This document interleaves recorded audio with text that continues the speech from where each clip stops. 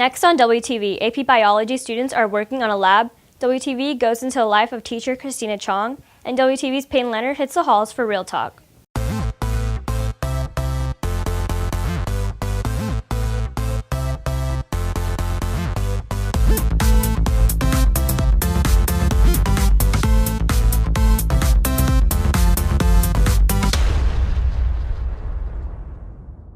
Good morning, Red Hawk Nation. Today is Friday, March 31st, and I'm Neha Paramala with another daily update brought to you by Wingspan TV.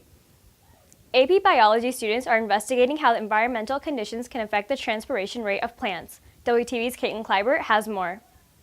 Students picked 4 bedding plants to place in 4 different conditions: humid, windy, sunny, and control. Each plant is then placed in a Ziploc bag with soil in it. Once that was completed, they recorded the initial mass of the plants before beginning the experiment. After that, each plant is placed in a certain environment to mimic various environmental conditions. One plant will be placed in the control environment, which receives normal light and air.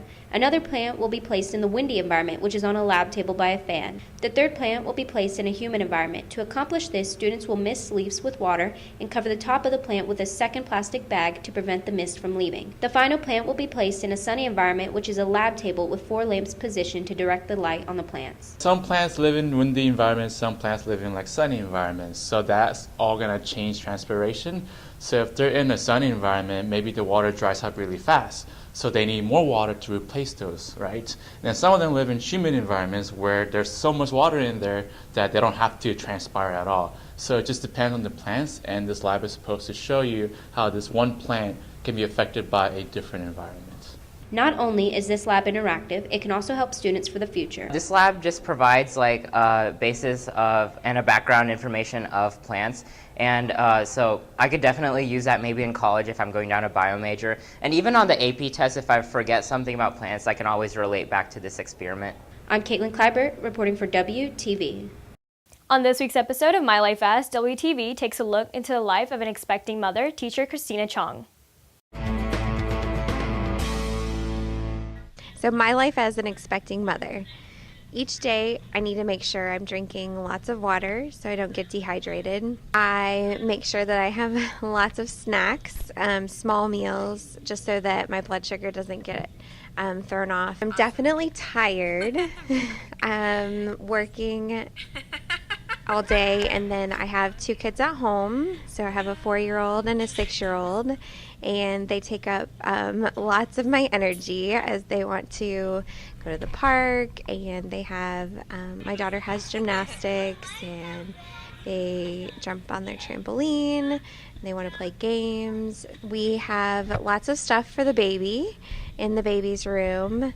It is not organized. I've been trying to keep up with it as people have given us stuff, but it has definitely gotten disorganized, and I'm going to work on that this weekend with my husband. And I also need to pack a bag for the hospital so that we're ready for him to arrive, because he is due in 1 month. Senior service hours are due tomorrow. In this week's Real Talk, WTV's Peyton Leonard hits the halls asking students their opinion on service hours.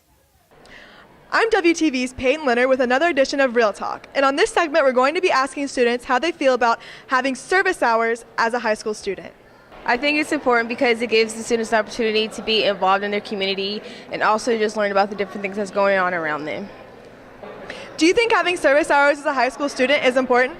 Yes, I do, because I think it shows that you care about your community and giving back. Yes, because it's always good to get out there and serve your community, because you're part of society, so you should help it. Yes, I do. I believe that you can give back to the community and help others, so that when their time comes to give service back, they'll remember you and give back to the community as well. I think it is, because it shows people that you care about them and that you care about, where you live and what you do. Shows, how much you care. Yes, I think it is very important, because it's always good to give back to the community. That's it for another edition of Real Talk. This has been WTV's Peyton Leonard. If you're looking for more from Wingspan, you can follow us at Liberty Wingspan on Twitter, Instagram, and Facebook, and visit our award-winning website, libertywingspan.com. Please stay tuned for today's announcements. Softball plays Wakeland at Wakeland tonight at 7. Baseball plays Frisco at Frisco tonight at 7:30. Earth Day shirts are now for sale on My Payments Plus for $15. Prom tickets are now for sale on My Payments Plus for $75. Prom is April 8th at the W Hotel in Dallas. A Just for Juniors event discussing the college application process and tips will be held April 5th at the Wigland High School Auditorium from 6:30 to 8. For any students interested in becoming a student athletic trainer, there will be an informational meeting April 11th after school in the Fieldhouse classroom. Fowler is celebrating their 10-year anniversary and is looking for former Fowler students to create a 20-second video about their memories and learning experience while at Fowler. That's it for today's Daily Update. This has been Neha Paramala for WTV.